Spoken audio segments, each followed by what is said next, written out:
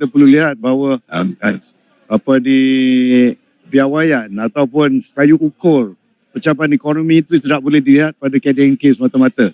Tidak boleh dilihat kepada kadar pelaburan semata-mata.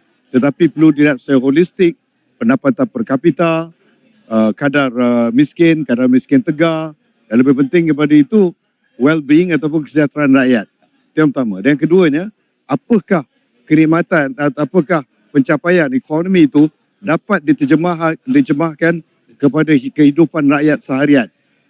Itu yang kedua. Dan yang ketiganya, apakah pertumbuhan ekonomi itu melangkaui semua pihak, semua golongan dapat merasainya. Seperti mana kalau kita lihat dalam ekonomi madani, kita kata kita tingkatkan ceiling, kita angkat lantainya. Adakah ini berlaku? Kerana kalau kita lihat, ini soalannya tidak berlaku. Kadar kemiskinan Johor lebih tinggi. Kadar kemiskinan Tegar juga tinggi.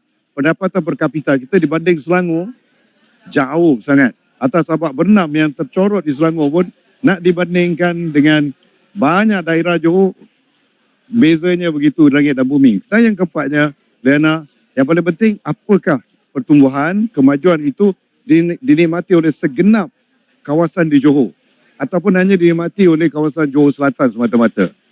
Jadi KDNK semata-mata tidak boleh dijadikan kayu ukur.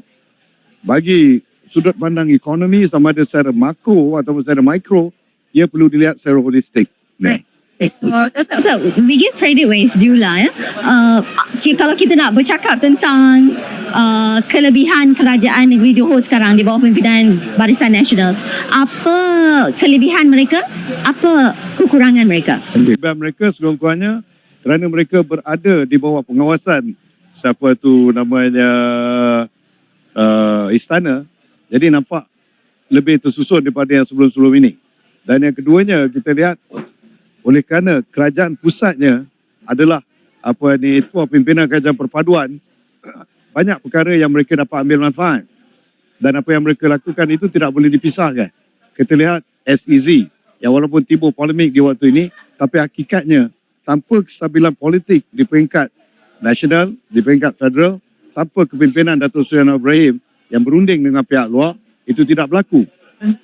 Begitu juga kita tidak nafikan, yang paling penting sekali, ini semua dapat berlaku apabila adanya di peringkat pusat governance atau tata kelola yang boleh mengekang daripada berlakunya ketirisan harta di peringkat negeri dan adanya pengawalan SPRM.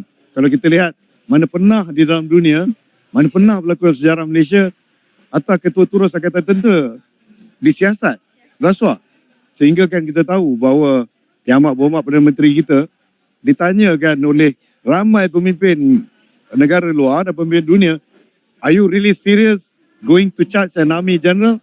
Kerana kebiasaannya di tempat-tempat lain akan berlakunya kudeta. Ya, tapi kita tak berlaku kat Malaysia. Pertamanya political will. Dan keduanya, kerana terdapatnya semak dan imbang, apabila kuasa tentera itu tidak berpusat semata-mata kepada ketua turus Angkatan Tentera, adanya raja-raja yang mengawal. Jadi ini satu keunikan.